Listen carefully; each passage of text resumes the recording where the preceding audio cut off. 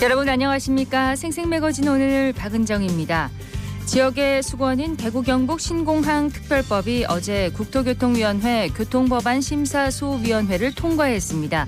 기부대 양여 차액의 국비 지원과 신공항 건설 사업에 대한 예타 면제, 종전부지 개발 사업에 대한 인허가 의제 등 발의안의 핵심 내용이 반영되는데요.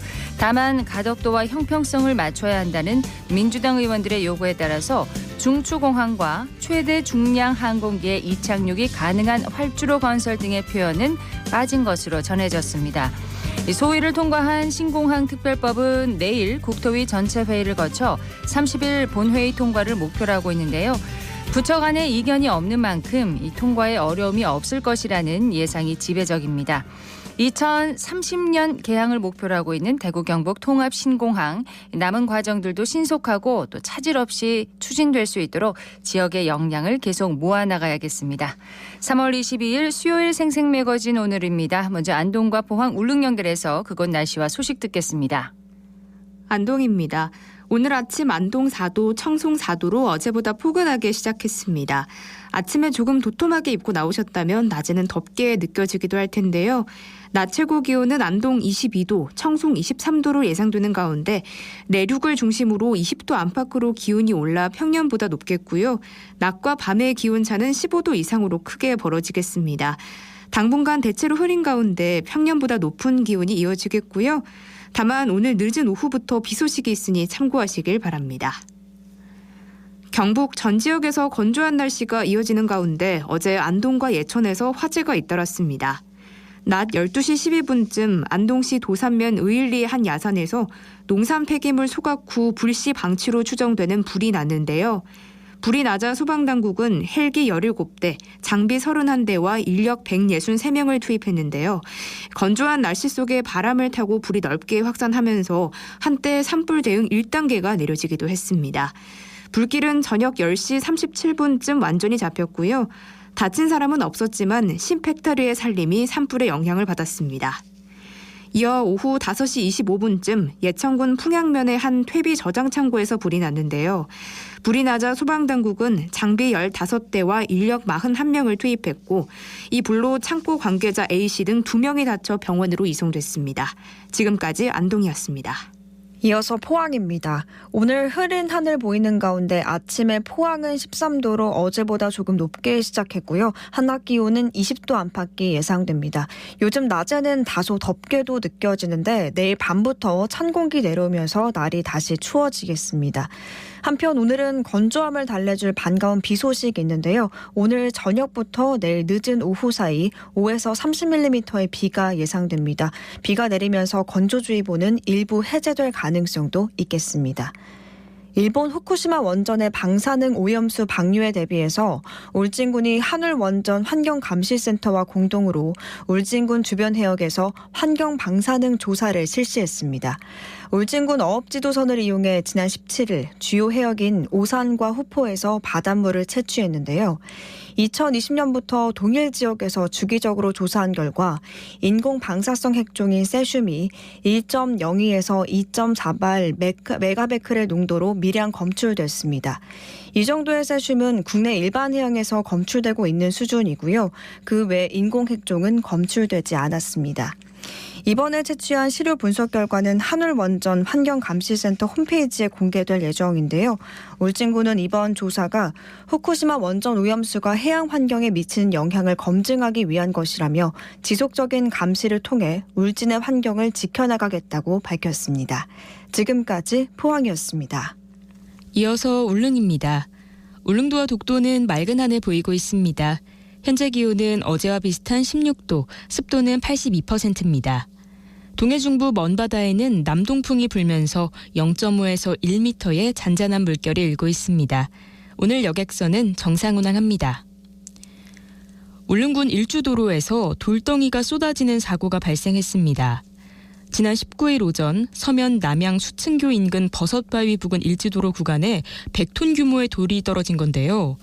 이 지역은 울릉도 지질 명소인 버섯바위와 빗물이 층층으로 떨어지는 모양이 장관인 수층교 등 관광 명소가 자리한 곳이라 많은 관광객들이 찾는 곳이기도 합니다. 낙석으로 인해 조성된 쉼터 일부가 파손됐지만 다행히 인명피해와 차량 피해는 없었고요. 울릉군은 중장비를 투입해 떨어진 돌을 옹벽 형태로 쌓아둔 상태입니다. 또 추가 붕괴 위험을 고려해 당분간 버섯바위 지질공원 쉼터를 폐쇄하고 출입을 통제하고 있습니다. 울릉군에서는 매년 해빙기에 눈이 녹아 돌 사이에 물이 흘러 낙석 사고가 여러 차례 발생하고 있는데요. 도로 전반에 걸친 안전진단을 통해 대책 마련이 필요해 보입니다. 지금까지 울릉이었습니다.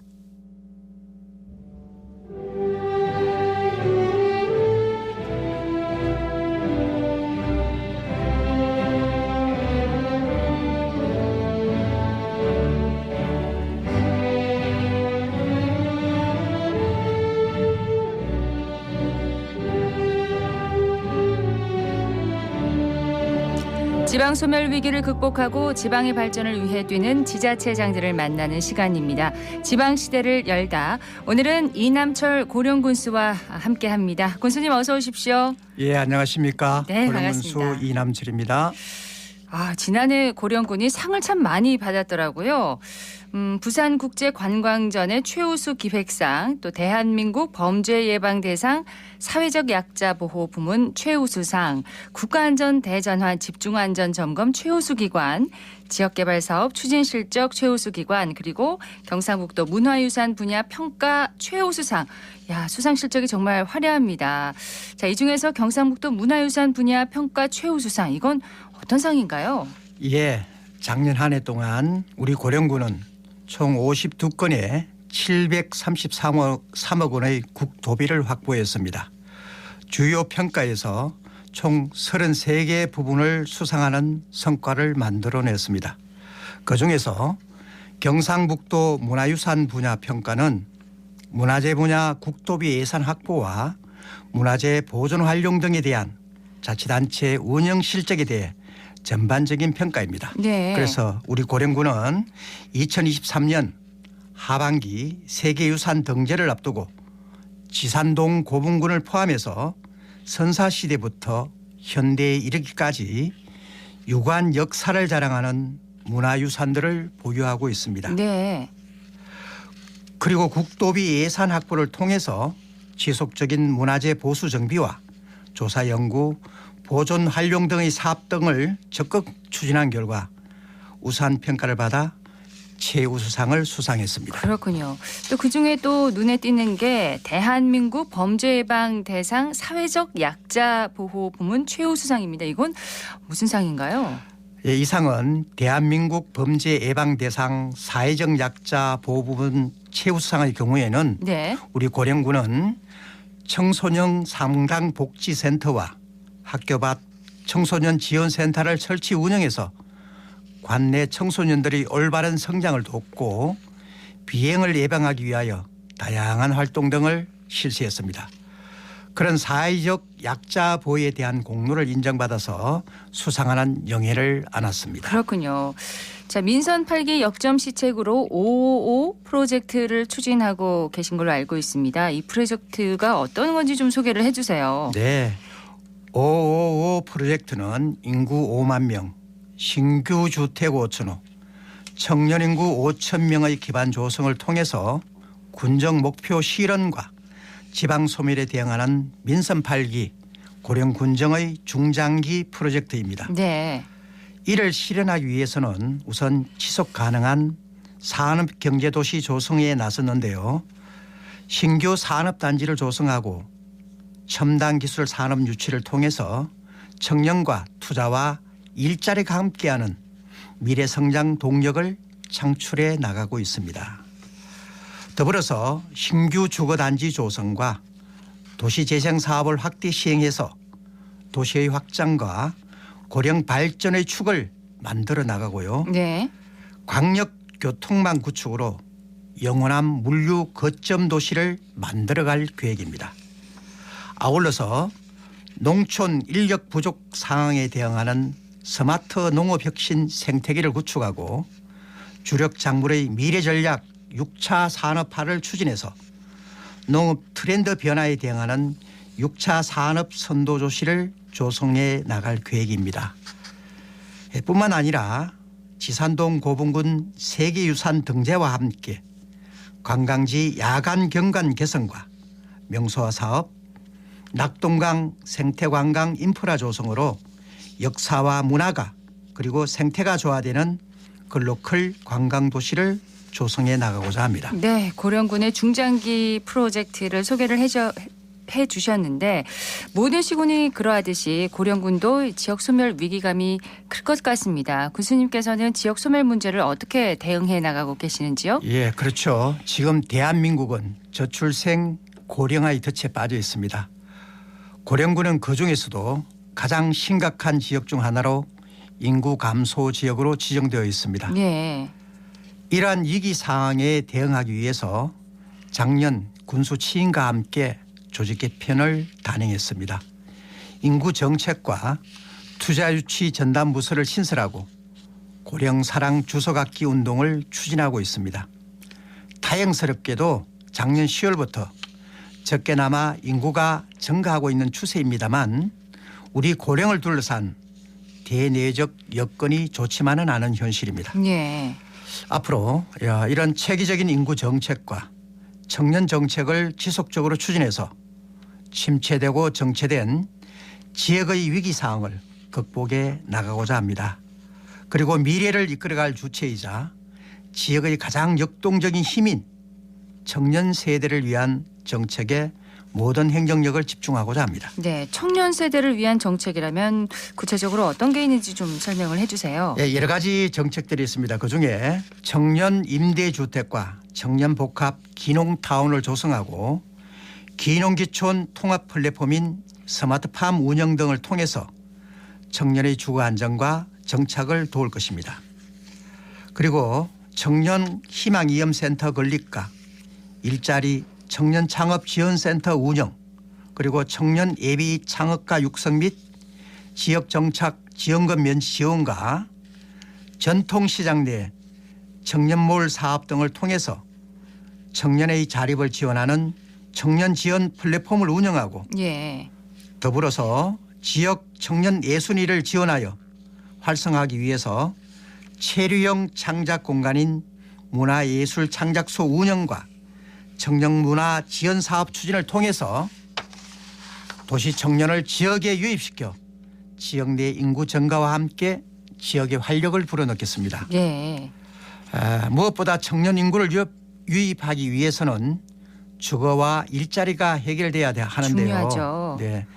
그래서 우리 고령은 광역교통 인프라가 마련돼 있어서 접근성이 굉장히 뛰어납니다. 지역의 중심인 대가야읍과 대구와 연접한 다산면에 신규 주거단지를 개발해서 대구 도시권과 연계한 신도시를 조성해 나갈 계획입니다. 그리고 기존 6개 산업단지 외에 추가로 신규 산업단지를 조성하고 거기에 첨단 중견 기업을 유치해서 예. 지역의 경제 규모를 확대해 나갈 계획입니다.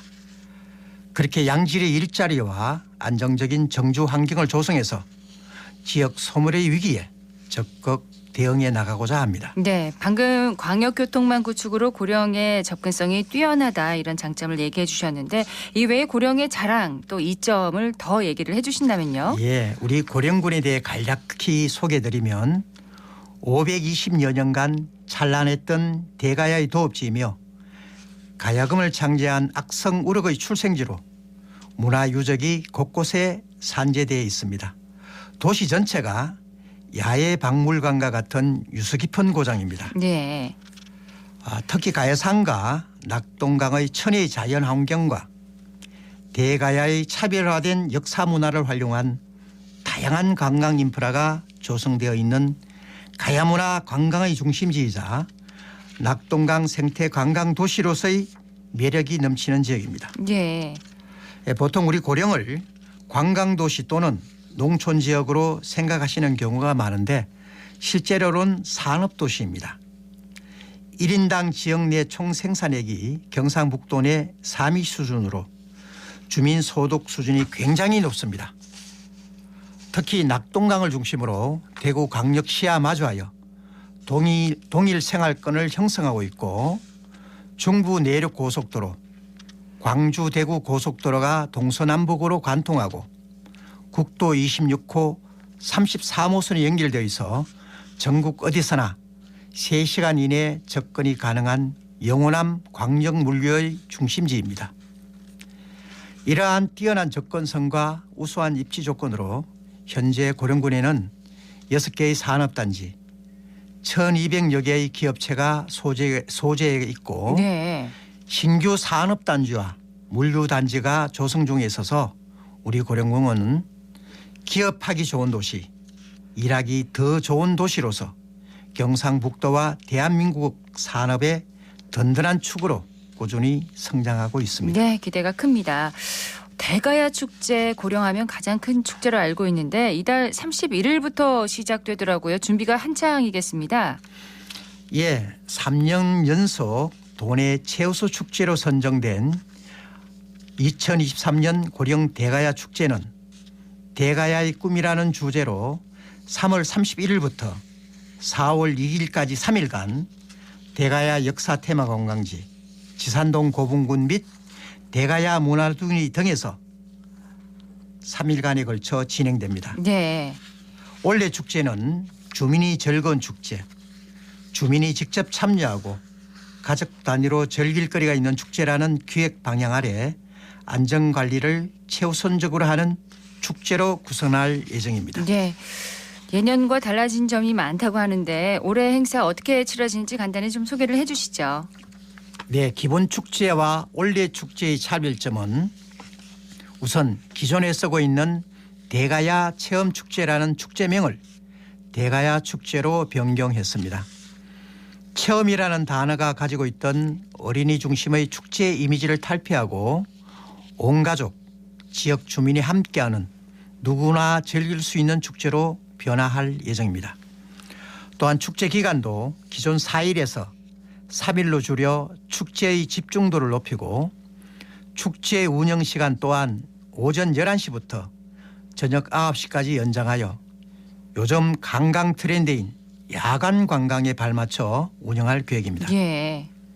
작년 축제의 주무대가 대가야 생활총회였다면 올해는 대가야 역사 테마 관광지, 대가야 문화누리 일원으로 변경해서 지역 상가의 매출 증대와 지역 경제 활성화를 보다 꾀할 것으로 기대합니다. 네. 3월 31일부터 4월 2일까지 열리는 대가야 축제 정말 많은 분들이 가실 것 같습니다. 네. 예.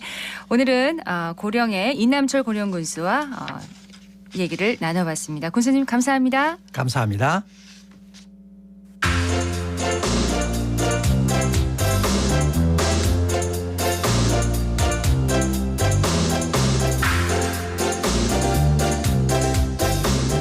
생생매거진 오늘 함께하고 계십니다. 11시 23분 지났습니다. 자, 건조한 날씨가 계속되고 있습니다. 지역 곳곳에서 또 화재가 많이 발생하고 있는데요. 서유리 리포터가 화재 예방을 위한 시설 점검 현장에 다녀왔다고 합니다. 어서 오세요. 네, 안녕하세요. 봄은 사계절 중 화재가 가장 많이 발생하는 계절입니다. 이 건조한 날씨에 야외 활동도 늘어나기 때문인데요. 대구에서는 지난달 성서공단의 공장에서도 큰 불이 났죠. 네. 네, 이렇게 산업시설에서의 화재는 한 번 발생하면 큰 규모로 번지는 경우 많은데요. 그래서 서구 염색공단에 위치한 한 공장의 화재 예방 시설 점검 현장 다녀왔습니다. 현장 소리 함께 들어보시죠. 선생님 여기는 좀 어떤 공간이고 또 소방시설 어떤 게 갖춰져 있는지 궁금한데요. 네, 여기는 공장시설입니다. 우리가 보통 그 소방 등급을 표시하면은 특급, 1급, 2급, 3급까지 있는데 여기서는 2급 소방 대상물입니다. 2급 소방 대상물은 옥내 소화전하고 그다음에 스프링클러 물 분무 설비가 이제 있는 걸 2급 소방 대상물이라고 합니다. 그럼 여기서 좀 어디 있는지 한번 가볼까요? 예. 저희들을 첫째는 이제 수신반, 그러니까 현장에서 화재가 났을 때 이제 경보를 울리게 되면 여기서 신호가 들어옵니다. 그럼 신호 들어오면 여기서 감지를 하고 불을 끈다든지 소방서에 연락한다든지 그렇게 최종적으로 여기서 우리가 수신을 받는 것입니다. 이게 이제 옥외소 화전입니다. 호스를 끌고 가서 화재가 발생한 곳에 대고 옆에 이제 동료하고 같이 불을 끄게 됩니다. 일단은 이거는 소방서에서 오기 전에 도착하기 전에 초기에 이제 불이 약간 났을 때 우리가 자체적으로 끄면서 소방서에 연락하면서 동시에 저희들이 이렇게 대응을 하기 위해서 이런 시설이 있습니다. 지금 보니까 잘 되어 있나요, 시설들? 네, 지금 그 옥외 소화전, 그 소화전함의 구성품이라든지 이런 것들은 정상적으로 다 잘 관리되고 있습니다. 염색산업단지에 있는 공장을 둘러봤는데 자, 이런 곳에서 발생하기 쉬운 화재 요인은 뭐가 있을까요? 염색 공정상 섬유 가공 기계인 텐터기 화재가 많이 발생하는데요. 이 텐터기 연통의 찌꺼기를 정기적으로 청소해주면 화재 예방에 도움이 된다고 합니다. 네. 이번에 점검한 곳에서는 옥내 소화전, 옥외 소화전 그리고 수신기 모두 정상적으로 잘 작동이 되고 있었는데요. 서부소방서 담당자에게 화재 예방과 대처 방법에 대해 들어봤습니다. 대구 서부소방서 예방안전과에 근무하는 소방위 제갈현수입니다. 화재 예방하는 방법으로는 일반 가정에서는 문어발식 전기 사용을 자제하시고 그리고 필요 없는 콘센트는 뽑아서 관리하시는 것이 화재 예방하는 데 도움이 될 것 같습니다. 오늘 여기 공장 같은 경우에는 작업 공정상에 발생하는 기름과 공장 내에 있는 제품들 관리를 잘 하셔야 합니다. 그러기 하기 위해서는 정기적으로 공장 환경 정리와 화재 예방 점검 체크리스트를 활용해서 위험 요소를 사전에 제거하는 것이 화재 예방에 큰 도움이 될 것 같습니다. 실내에서 화재가 발생했을 경우에는 화재가 난 경보 설비가 울리거나 이렇게 하면 바로 큰 소리로 불이야라고 외치고 신속히 밖으로 대피하는 것이 안전한 행동이라고 할 수 있겠습니다. 산불이 발생했을 때에는 작은 산불일 경우에는 나뭇가지나 외투, 흙을 덮어서 진화를 하시면 되고 무엇보다도 신속히 대피를 하셔야 되는데 대피하는 요령은 산불 진행 방향에서 벗어나 산불보다 낮은 장소로 대피하시는 것이 안전하다고 할 수 있겠습니다. 만약 대피를 하지 못하신 경우에는 바람을 등지시고 주변의 낙엽, 나뭇가지를 제거하신 뒤에 최대한 낮은 자세로 구조를 기다리시면 되겠습니다. 네, 날씨가 따뜻해지면서 또 등산이나 캠핑 가는 분들이 많잖아요.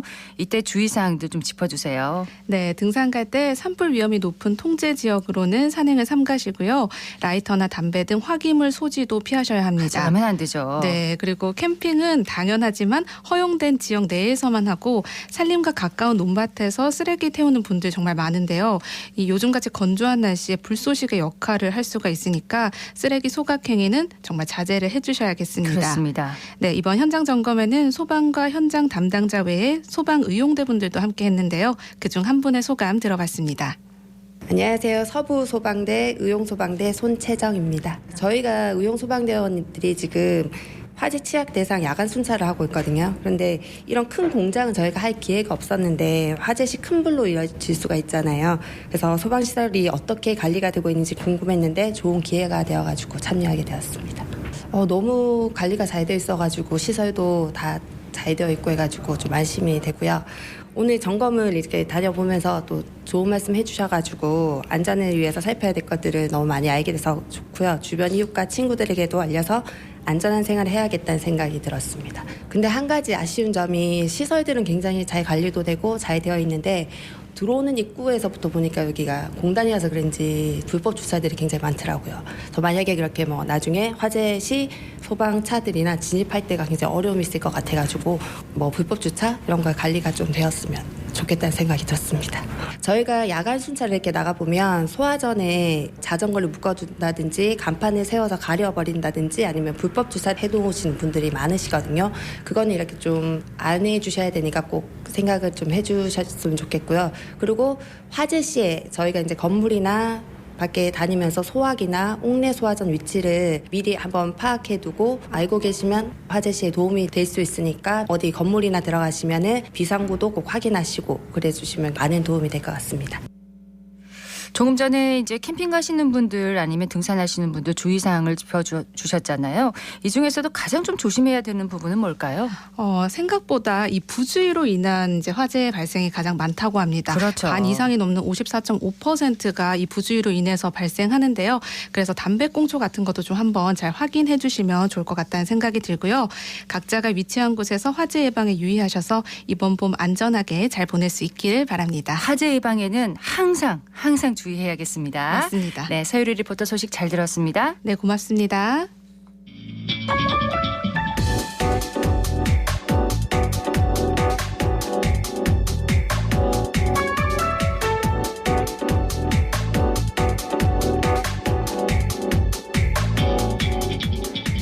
묻고 듣고 생각과 마음을 나누는 방송. 지금 여러분께서는 대구 경북을 보고 듣는 생생 매거진 오늘을 함께하고 계십니다.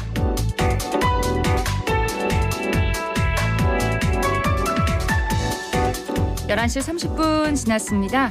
기자의 눈으로 지역의 현안과 이슈를 들여다봅니다. 경북일보의 전재용 기자와 함께합니다. 어서 오세요. 안녕하십니까. 네. 대구 칠성시장 지하주차장 조성 사업 소식을 준비하셨는데요. 이 사업이 오랜 기간 난항을 겪고 있는 걸로 알고 있습니다. 먼저 사업 개요와 또 추진 배경부터 좀 설명을 해주세요. 네, 대구 지역 전통시장 대표로 꼽히는 이제 칠성시장의 지하주차장을 짓겠다는 사업인데 정확한 사업 명칭은 칠성종합시장 칠성시장로 지하주차장 조성 사업입니다. 네. 2020년부터 올해까지 칠성동 2가 409-24번지 일대 하단 약 4,000제곱미터 부지에 100명 규모의 지하주차장을 건립하는 기본 계획으로 사업이 출발했는데요. 칠성시장 상인연합회가 2019년 중소벤처기업부 주차환경 개선 사업 공모에 선정되면서 국비와 시비, 구비 총 95억 3,300만 원의 예산이 책정됐었습니다.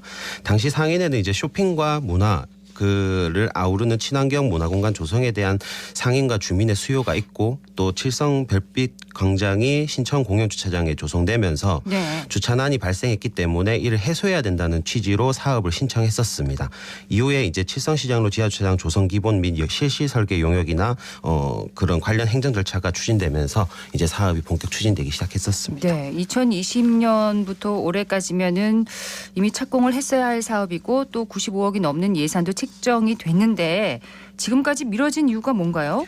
우선 도로 중앙 지하부의 지하주차장을 건립하는 원안이 이제 좀 교통의 흐름을 방해할 수 있다는 이유 때문에 대구시가 먼저 반대를 했었고요. 그다음에 일부 상인도 같이 함께 반대를 했었습니다. 작년 7월 도로 소유권을 가진 대구시가 교통 혼잡을 우려하면서 설계안 재검토 의견을 냈었고 네. 같은 해 9월에는 이제 전자주방 업종 상가가 밀집한 왕복 7차선 시장로 구간에서의 사업 시행이 예고되니까 이제 인근 상인회가 반발하면서 사업 차질이 우려됐었습니다. 전자주방 상가 상인들 코로나19로 경영난을 그동안 많이 겪어왔었는데 또 상권 앞에서 도로 공사가 시작이 되면 영업에 차질이 빚어질 수밖에 없다고 이제 강하게 사업을 반대했었습니다. 상인연합회 주도로 추진된 사업이잖아요. 네. 그런데 일본 상인들이 이제 반발하고 나선 이유가 뭔가요? 이 전자주방 상가 상인들 얘기를 들어보니까 우선은 지하주차장을 건립하는 그 목적에는 모든 상인이 동의를 했다고 합니다. 예. 당시에 서명도 같이 했었고요. 그런데 문제는 이제 지하주차장 건립 사업 장소가 상권 앞 도로인지는 몰랐다는 얘기입니다. 그래서 사업 시행이 예고된 장소가 이제 대구 도시철도 1호선 칠성시장역 1번 출구에서 경대교 방향으로 300m 거리에 있는 장소인데 여기가 전자주방 상가가 밀집한 지역입니다. 예. 그러면은 다른 공간을 찾아야 하는 상황인가요? 네, 북구청에서는 원안대로 강하게 계속 추진해 나가려고 했었는데 아무래도 이제 좀 대구시의 도로 소유권을 가진 대구시의 반발이 좀 많이 좀 컸던 것 같아요. 네. 그래서 이제 교통을 방해하지 않도록 지하주차장 조성 부지를 신천둔치 인근 도로변 하부로 옮기거나 아니면 신천둔치 상부 공간을 활용해서 주차 시설을 짓는 안을 검토하기 시작했습니다. 그러면 신천변에 이제 지하주차장을 건립하는 안에 대해서 이제 상인들은 좀 의견이 어떻습니까? 우선 장단점이 있는데 먼저 신천둔치 인근 도로 하부에 지하주차장을 짓는 것은 대구시가 원하는 안입니다. 네. 장점이라기보다 도로 소유주가 원하는 방향이라는 점에서 좀 그 구청에 긍정적으로 좀 검토를 하기 시작했는데 그렇군요. 문제는 사업성이 상당히 떨어진다는 건데요. 그 예산상 56명 규모의 지하주차장을 조성할 수 있는데 현재 운영 중인 26명 규모의 노상 주차장이 사라집니다. 그렇군요. 그러면 실질적으로 추가되는 주차 규모는 최대 30면에 불과한데 이마저도 안 될 거라는 게 이제 구청의 판단이고요. 그리고 이제 직통 계단 확보도 이제 그 사업 추진의 걸림돌입니다. 뭐 그 모두가 아시다시피 이제 비상구 출입구 시설을 지어야 된다는 건데 네. 200제곱미터 이상 규모의 지하 주차장이 건설되면 건축법에 따라서 지상으로 통하는 수직 동선 시설을 2개 지어야 됩니다. 칠성시장 중심부 방향으로 터를 확장해서 지하 주차장을 건립하려면 기준에 부합하는 수직 동선 시설을 짓는 게 구조적으로 우선 불가능하다는 게 구청 분석이고요. 그렇군요. 그리고 신천 범람시의 수해가 발생할 우려도 있죠. 예전에 이제 그 작년에 포항에서 수해가 발생했던 것 때문에 구청에서도 이 부분을 되게 우려하고 있었고요.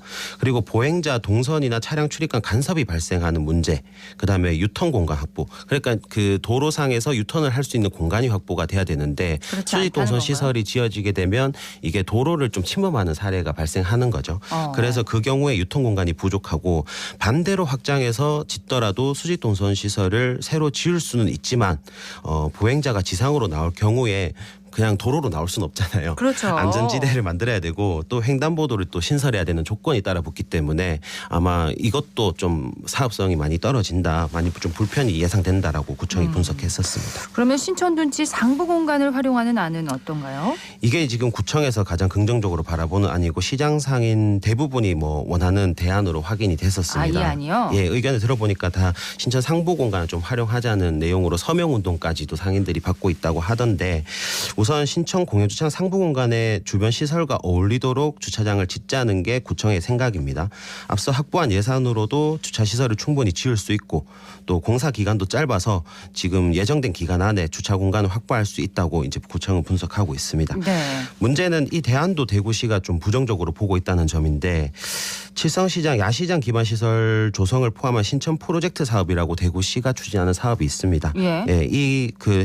이 사업과 이제 추진하는 장소가 겹쳐서 중복되는군요. 네, 그래서 중복되는 문제 때문에 시청에서 좀 꺼리는 분위기고요. 그리고 또 상부 공간 그 활용을 했을 때에 또 재난 발생 시 이제 거기에 교량이 지나가는 구간이어서 좀 그 부분에 안전 문제가 있다고 좀 대구시는 부정적으로 보고 있습니다. 네, 하천 점용 문제를 두고도 이제 대구시와 북구의 이견이 있군요. 네, 하천 점용 관련 법에 따르면 이제 공공의 복리를 증진하고 하천의 유지 관리에 지장이 없다고 인정되는 경우에 필요한 최소한의 범위에서 허가할 수 있도록 규정하고 있습니다. 그래서 이제 하천 점용을 놓고 구와 시의 입장차가 존재하는데 구청에서는 신천공영주차장의 칠성 별빛 광장이 조성된 이후에 발생한 주차난을 해소해야 된다는 배경이 있었잖아요. 그렇죠. 그래서 이게 공공의 이익과 좀 부합한다고 보기 때문에 하천 점용이 가능하다고 보는 거고요. 대구시 같은 경우에는 칠성시장이라는 특정 상권의 주차난을 해소하기 위한 사업, 그러니까 사업명 자체가 칠성시장이 포함되어 있기 때문에 하천 점용 기준에 부합하지 않다고 판단하는 상황입니다. 특정 상권의 주차난과 관련된 사업이라서요. 네. 자, 도로 소유주이자 신천둔치 하천 점용 허가권을 가진 대구시의 결정에 이제 사업 추진 여부가 달렸다고 봐야 할 것 같은데 앞으로 구청의 계획은 어떻습니까? 네, 그동안 뭐 원안을 계속 밀어붙였었지만 시 반대에 많이 부딪혔었죠. 그래서 지하주차장 조성 사업에 대한 각종 반대 의견을 수렴해서 또 상인의 의견까지 반영해서 최종안 2가지를 이제 꼽았습니다. 네. 시 의견에 따라서 사업 방향을 결정하기로 이제 뜻을 굳힌 겁니다. 자꾸 반대만 하지 말고 이제 구청이 마련한 대안을 좀 적극적으로 검토해 달라는 얘기인데 앞서 설명했던 원안과 이제 그 이후에 마련했던 신천둔치 상부공간 활용하는 그 대안 2가지를 이제 건의를 했는데 지난 14일까지 칠성시장 지하주차장 사업을 포함해서 관내 주요 현안을 취합해서 대구 구군단체장 정책회의 건의사항으로 정리를 했고 해당 내용을 시에 전달한 상태입니다. 예, 건의한 2가지 원안이랑 이제 신천둔치 상부공간 활용이 어떻게 검토될지는 우선 시의 판단에 달린 셈입니다. 네. 조만간 뭐 결정이 나긴 나겠네요. 네, 우선 사업 기간상 이달 중으로 결정이 나야 되는 문제거든요. 네. 그래서 향방이 지금 빨리 결정되지 않으면 사업 자체가 무산되기 때문에 우선 결정이 돼야 될 것 같고. 이달까지? 네네, 맞습니다. 결정이 나야 되는군요. 네. 자, 대구시가 이제 북구청이 마지막으로 건의한 대안을 받아들여서 사업이 다시 추진될지 아니면 반대에 부딪혀서 사업이 무산될지 지켜봐야 되겠는데 어떻게 전망하십니까? 제가 생각하기에 우선 지난해부터 이 문제가 불거진 이후에 계속 취재를 했었는데요. 그 사업과 관련된 내용을 보면서 구청만 좀 많이 고군분투하고 있는 게 아닌가. 아, 구청만. 네, 시에서 관련 과 부서들 민생경제과나 도로과나 뭐 이렇게 관련된 과들이 있는데 전부 다 반대 의견만 계속된 상황이었거든요. 네. 그래서 그 반대 의견에 부딪혀서 어쨌거나 구청이 최대한 대안을 마련했었습니다. 했었지만 그 칠성시장 상인연합회가 공모에 신청해서 또 마련한 사업이고. 그렇죠. 그러면 중간에 끼어 있는 이제 구청 입장에서는 어떻게든 사업을 추진해야 된다는 생각이거든요. 그래서 혼자 고군분투를 했었는데 좀 상인회나 뭐 이런 상인회 쪽에서 좀 강하게 요구를 했더라면 좀 사업의 방향이 빨리 결정되지 않았을까 하는 생각이 좀 들고요. 그리고 지금 이제 시의 의견을 제출했으니까 뭐 반대 의견이 있었지만 좀 전향적으로 검토를 한다면 좀 방안이 마련되지 않을까 생각이 듭니다. 예.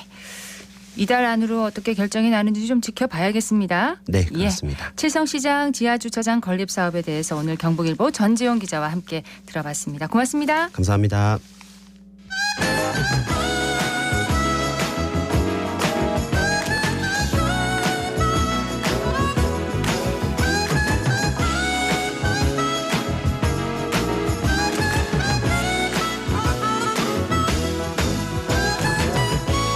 수요일에 생생매거진 오늘 함께하고 계십니다.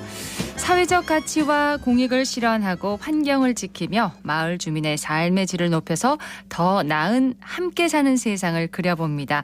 함사세요. 오늘은 대구시민공익활동지원센터의 공정옥 센터장과 함께합니다. 공 센터장님 어서 오십시오. 네, 안녕하세요. 함사세요. 안녕하세요. 공정옥입니다. 어감이 참 좋죠. 네, 너무 좋네요. 네, 정겹고요. 그렇습니다. 자, 오늘은 어떤 내용을 소개해 주시겠어요? 네, 오늘은 제가 이제 공유 문화에 대한 얘기를 좀 하려고 하는데요. 아마 이 단어가 낯설게 느껴지시는 분들은 없으실 거예요. 그럼요. 네, 공유라고 하면 누구나 다 아는 사실 단어잖아요. 그런데 이제 그 공유활동 제가 이제 소개하는 공익활동 영역에서도 특히나 이 공유 가치가 아주 기본적인 가치 중에서도 바탕이 되고 있습니다. 그래서 오늘은 이 공유 문화를 확산하기 위해서 어떤 구체적인 좀 활동이나 이런 게 현장에서 일어나고 있는지 그런 내용에 대해서 좀 말씀을 드리려고 합니다. 네. 공유라고 하면 이제 함께 나눈다 이런 뜻이잖아요. 네. 당연한 가치로 생각되기는 하지만 우리 사회가 얼마나 많은 공유를 실천하고 있는지를 묻는다면 뭐 자신 있게 대답은 잘 못할 것 같아요. 그렇죠. 특히 이제 한국 사회는 이런 뭐 공유 문화 이런 얘기를 굳이 하지 않더라도 굉장히 공동체 문화가 뿌리가 깊습니다. 그래서 예전부터 이제 품앗이라는 걸로 해서 서로 협동이나 이런 것도 많이 했었지 않습니까? 네. 그래서 이제 공유나 어떤 공동체 활동이 굉장히 익숙은 한데 우리 아나운서님 말씀하신 것처럼 이제 현대 사회로 갈수록 보면 분업화되거나 그리고 세분화되고 또 이제 분야마다 전문화가 돼 가고 있죠. 그래서 어떤 측면에서는 이제 긍정적인 면도 있지만 또 어떤 측면에서 보면 경계가 많아지고 또 굉장히 분절적인 사회로 되어 가고 있다 이런 생각이 듭니다. 그래서 자신의 영역이 확실하죠. 그렇죠. 이제 영역은 확실한데 넘나드는 게 힘들어지니까 힘들죠. 서로 연결되는 거는 과거에 비해서 많이 약해지지 않나. 그렇다면 이게 좀 보이지 않는 공유 가치라는 거를 현장에서는 어떻게 좀 실현할 수 있을까 싶어서 저희가 이제 펼쳤던 게 공간을 한번 공유해 보는 것. 공간이요? 네, 공간을 통해서 공유 가치를 우리가 서로 이제 경험하고 나누는 이런 활동들이 주로 오늘 제가 소개해 드릴 내용입니다. 예. 와, 공유할 수 있는 공간이 있다면 이용하는 입장에서는 참 편리하고 좋을 것 같은데 근데 막상 공간을 내주는 입장에서는 사실 여간 신경 쓰이는 문제가 아닐 것 같거든요. 공간 관리자가 계속 뭐 상주해야 하지 않을까 뭐 이런 생각도 들고요. 맞습니다. 이게 공유라고 하면 굉장히 아름다울 것 같지만 우리가 공유지의 비극 이런 얘기도 하잖아요. 그래요. 그런 것처럼 함께 이제 나눈다는 게 이게 책임과 의무가 함께 따르기 때문에 쉽지는 않습니다. 그렇습니다. 저희 이제 공유활동 지원센터도 그 공유 오피스라고 해서 다른 기관하고 함께 이제 사무실을 쓰는데 분명히 장점도 있고 단점도 있거든요. 하지만 이제 공간을 함께 나누는 게 어떤 공유 문화를 확산하는 데 가장 체험하기 좋은 사업이어서 저희가 스마트 공유 공간이라는 이름으로 2019년부터 이제 실시를 했습니다. 스마트 공유 공간이요? 네, 공유 공간에 어떤 스마트한 시스템을 도입을 하는 거죠. 그러니까 앞서 말씀하신 공간 관리자가 상주하지 않아도 예약 앱을 통해서 예약을 하면 핸드폰에 이제 그 키 번호를 받게 되는 겁니다. 그 키 번호를 통해서 공간을 사용하는 거죠. 서로 이제 약속만 잘 지키면 되겠네요. 그렇죠. 사용을 다 하고 나서는 이제 마무리 정리까지 다 하는 거라서 이제 공간을 누구나 다 사용하는 거죠. 그래서 공간을 통해서 이제 서로 나누는 것들을 경험해 보는 그런 게 지금 대구 곳곳에서 사실 일어나고 있습니다. 네. 그렇군요. 스마트 공유 공간 사업 담당자를 만나서 직접 얘기를 한번 들어보도록 하겠습니다. 여보세요. 선생님, 동아리 하려고 하는데 문 좀 열어주시겠어요? 저는 동네 책방 공공협동조합의 대표로 활동하고 있는 유갑순입니다. 동네 책방 공공협동조합이 있는 여기는요. 사회적 협동조합 활용과 같이 사용하고 있는 공유 공간이고요. 다른 분들이 이 공간을 이용했을 때는 되게 불편했어요. 열쇠를 갖다 주고 또 그 다음날 아침에 반납도 하고 이런 게 너무 불편했고요. 되게 잘 했다고 생각돼요. 장점은 이용자 입장에서는 되게 편리하게 이용료도 되게 싸고 그냥 동네 사람이 잠깐 왔다 가는 거는 이용료도 받지 않으니까 그런 점이 있고요. 스마트 공유 공간을 일단 먼저 신청을 하시고 오셔도 되고요. 가끔씩 시간을 뭐 잠시 사용할 것 같으면 와서 이야기하셔도 돼요. 이용하시고 원래 있던 집기나 이런 거는 제자리 두시면 돼요. 일단 사용 방법을 정확하게 알아야 될 것 같습니다. 어떻게 하면 되나요? 앞서 우리 인터뷰에서 잠시 말씀을 하셨지만 저희가 공유대구 홈페이지라고 있어요. 네, 홈페이지에 들어가면 사용하고 싶은 공간에 대해서 이제 예약을 할 수가 있거든요. 공유대구요? 네, 공유대구라고 치시면 포털 사이트에 공유대구라고 치시면 이제 포털 홈페이지가 나옵니다. 거기에서 이제 자기가 예약하고 싶은 공간을 찾아서 예약을 하면 그 공간 관리자께서 그 예약하신 분에게 핸드폰으로 이제 예약 그 오픈 번호를 보내주는 거죠. 키 번호를. 근데 그 키 번호는 그분들이 쓰고 나면 다시 또 처음부터 세팅되기 때문에 다른 분들이 쓸 때는 바뀌나요? 또 바뀌게 되는 겁니다. 그래서 안전하게 공간을 계속 이용하면서 쓸 수 있는 그런 시스템인 거죠. 그렇군요. 정말 스마트하네요. 네, 스마트한 공유 공간입니다. 네. 공간에 이제 기술이 더해지니까 공유 문화를 더 촉진할 수 있는 좋은 사례가 되고 있는데 2019년부터 이제 시작이 됐다고 하셨잖아요. 네. 그동안 많은 공간들이 이런 공유 문화를 확산하는데 좀 일조를 했겠네요. 네, 저희가 22년 기준으로 봤을 때 12개 정도가 지금 이 공간 시스템을 이용해서 이제 사용을 하고 있고요. 2019년부터 시작을 했었는데 그때 사실 좀 낯설지 않습니까? 그렇죠. 스마트 공유 공간 어떻게 쓴다는 거지? 이게 좀 저항감도 있었고요. 왜냐하면 우리가 쓰는 공간을 누구에게 내어준다는 게 좀 불안하기도 하고 잘 사용할 수 있을까 이런 게 있었습니다만은 19년에 이제 수성구에 있는 민간 공간을 저희가 이제 실험으로 했었고요. 그리고 20년에는 좀 의미 있는 실험을 했었는 게 그 지하철역에 큰 거울이 있는데 보면 학생들이 댄스 연습을 하는 공간이 굉장히 많아요. 네. 특히 교대역 같은 경우에 그렇거든요. 그러니까 이제 먼저 그 연습 공간을 선점하려고 새벽부터 와서 줄을 서거나 이런 경우가 많았습니다. 아, 그래요? 그러다 보니까 약간의 이제 갈등이나 이런 다툼들도 있었었고요. 근데 이제 코로나 전이었습니다. 이때는 그 공간을 이 스마트 공유 공간 시스템을 이용해서 예약도 하고 시간에 맞춰서 이용하고 이렇게 해서 이제 어쩌면 공공의 공간을 한번 같이 나누어 봤던 경험이 있는데 지금 이제 코로나 때문에 다시 이게 좀 중단돼서 아쉽긴 한데 이제 공공기관들도 훨씬 이 시스템을 이용하면 시민들이나 일반 뭐 단체들에게 많이 내어줄 수 있을 것 같아서 굉장히 공유 문화를 인식을 확산하는 데 도움이 되지 않을까 싶은데 이런 공간들은 좀 더 시도를 해보려고 합니다. 네. 근데 공공의 공간이긴 하지만 많은 사람들이 이용을 원한다면 좀 그렇죠. 원하는 순서대로 편리한 시간대로 이렇게 활용할 수 있도록 보이지 않는 약속을 할 수 있는 거네요. 네. 공간 개방으로 이제 시민들을 만난 경험을 가지신 분들은 이 공유의 가치와 의미를 몸소 느끼고 또 실천하는 분들이가 아닐까 싶은데 몸으로 배운 게 가장 또 오래 가잖아요. 그렇죠. 저희 뭐 어릴 때 자전거 한번 배워보시면 절대 잊어버리지 않으시잖아요. 그렇죠. 그런 것처럼 머리로 배우는 것보다 몸으로 익히는 게 오래 가듯이 이런 공간 공유 사업을 해보신 분들은 아 이게 바로 공유구나 이게 나누는구나라는 그 신념들을 자연스럽게 이제 가지시게 되거든요. 그리고 하다 보면서 부족하거나 아쉬운 부분들을 확인하게 됩니다. 어떤 부분을 좀 더 이제 필요로 하는지에 대해서 알 수 있기 때문에 이것이 이제 현장에서 바로 공유 활동을 펼칠 수 있고 실천할 수 있는 아주 좋은 사례가 아닐까 하는 생각이 들죠. 그러니까 해봐야 아는 거네요. 공유 활동도요. 그렇죠. 자 여기서 이제 이용하신 분들의 이야기도 한번 들어봤습니다. 네, 안녕하세요. 저는 장기동에 살고 있는 홍성조라고 합니다. 이용자 입장에선 열쇠를 받을 때는 되게 힘들었거든요. 막 일부러 사람들 시간 내서 와야 되고 원격으로 다 열어주시니까 장점은 이 공간은 뭐 보통은 소유가 따로 있잖아요. 근데 여기는 스마트 공유 공간 그 이름 걸맞게 일정 조율을 해서 이 공간을 이용할 수 있다는 거. 내가 객체가 아닌 주체가 될 수 있다는 거. 그게 되게 좋은 것 같아요. 네, 반갑습니다. 저는 50대 김은아라고 합니다. 공유 공간이라는 것 자체가 이번에 스마트 뭐 그거 하면서 만들어진 게 아니고 오랫동안 마을에서 사람들이 모이는 공간으로 활용되어 왔기 때문에 뭐 그냥 자연스럽게 이용하는 것 같아요. 참여하는 회원보다는 그 모임을 이끄는 리더한테 이제 스마트 공간이 굉장히 편해진 거죠. 모임이 있는 날은 이제 테이블을 딱 붙여가지고 자유롭게 좀 큰 테이블을 만들거나 아니면 영화 모임이 있으면 이제 폴딩 도어를 열어서 빔 설치해 놓고 의자를 좀 자유롭게 뭐 배치한다거나 사전 준비들을 이제 리더는 하게 되는 거죠. 다른 데 가면 시간 제약도 있고 주인하고 계속 만나야 되고 그리고 예약을 했는데 사람이 적게 오면 되게 당황스럽기도 한데 여기는 그런 걱정 전혀 없으니까 되게 자유롭게 모임에만 그러니까 집중할 수 있어서 좋아요. 일단 이 공간에 주인하고 안 마주쳐도 되는 것. 그전에는 와서 문 열어주셔야 되고 끝나면 또 문 닫아야 되고 아니면 대기하고 있던가 이렇게 좀 그래서 시간이 딱 2시간 독서 모임을 하지만 더 길어질 때도 많거든요. 그럴 때 상당히 좀 불편해져요.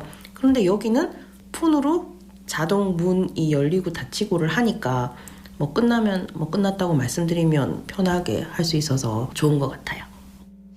근데 저는 이런 공유 활동하시는 분들 주로 어떤 목적으로 이런 공간을 활용하시는지가 궁금하네요. 네, 그렇죠. 그냥 좀 다양한데 이제 시민들이 335 모여 있는 학습 모임들이 굉장히 많이 있어요. 그렇죠. 사실 저희가 확인되지 않지만 학습을 하거나 세미나를 하거나 혹은 이제 지역의 어떤 뭐 마을 공동체 관련해서 행사를 하려고 준비를 하거나 네. 이게 다양한 목적으로 이 공간들을 많이 활용을 하고 계십니다. 예.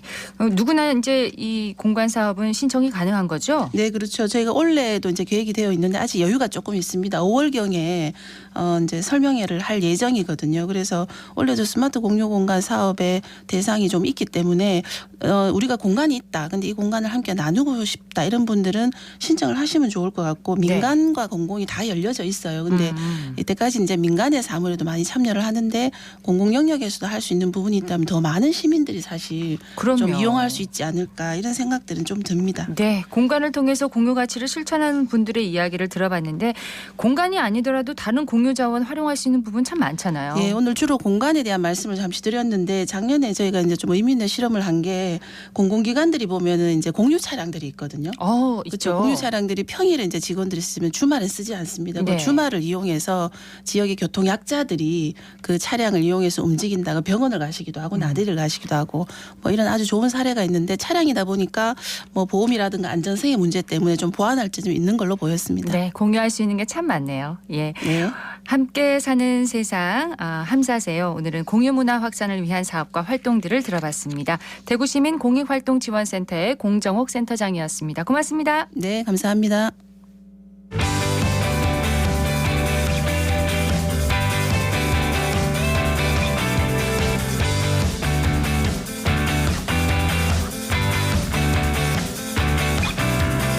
클릭 정보 클립.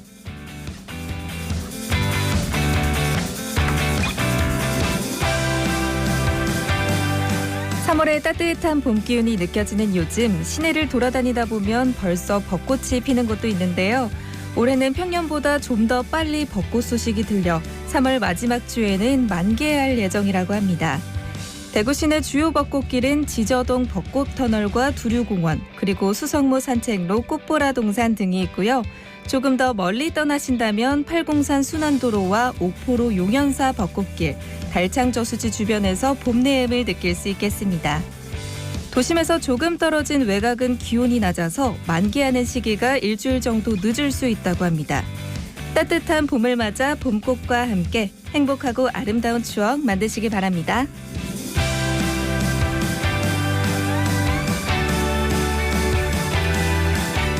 (3월 22일) 오늘은 세계 물의 날입니다.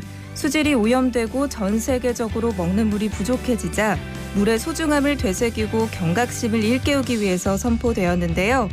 올해 주제는 함께 만드는 변화, 새로운 기회의 물결로 모두가 함께하는 변화가 필요함을 강조하고 있습니다.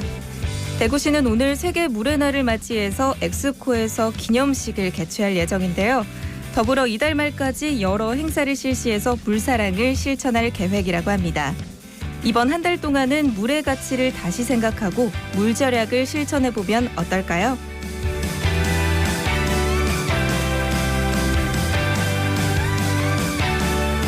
대구시에서는 시민들의 마음 건강을 위해 마음을 잇는 따뜻한 카페, 일명 마이따 카페를 운영하고 있습니다. 우울하고 스트레스로 고민하고 있는 시민이라면 누구나 참여가 가능하다고 하는데요. 정신적 어려움은 혼자 이겨내기가 어렵고 전문가와의 상담이 우선 필요합니다. 마이따 카페에서는 자가검진 후에 사전 예약 등으로 카페에서 대면 상담이 이루어지는데요. 광역정신건강복지센터 홈페이지 또는 053-256-0199 전화로 신청 가능합니다. 오늘부터 수요일에 무료로 운영하니까요. 필요하신 분들은 신청하시면 좋겠습니다.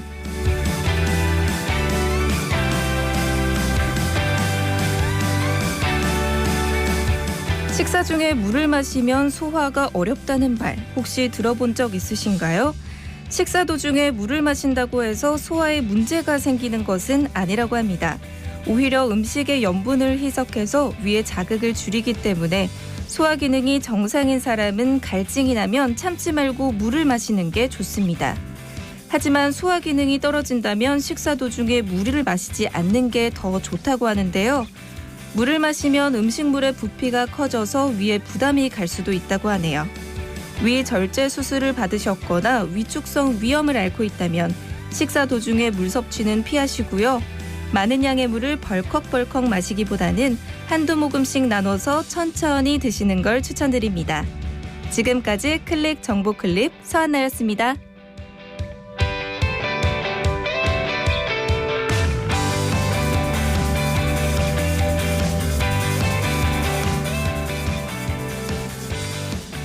오늘 대구와 경북 지역은 대체로 흐리겠습니다. 이 낮 기온은 18도에서 24도 분포로 평년 기온보다 6도에서 8도가량 크게 웃돌겠고요.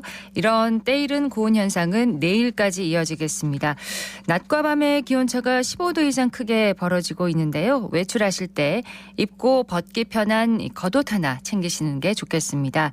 오늘 저녁부터 비가 오는 곳이 있겠고요. 내일도 비 소식이 있습니다. 예상 강수량은 5mm 내외로 그리 많지는 않겠습니다. 3월 22일 수요일 생생매거진 오늘 준비한 소식 여기까지입니다. 지금까지 박은정이었습니다. 여러분 고맙습니다.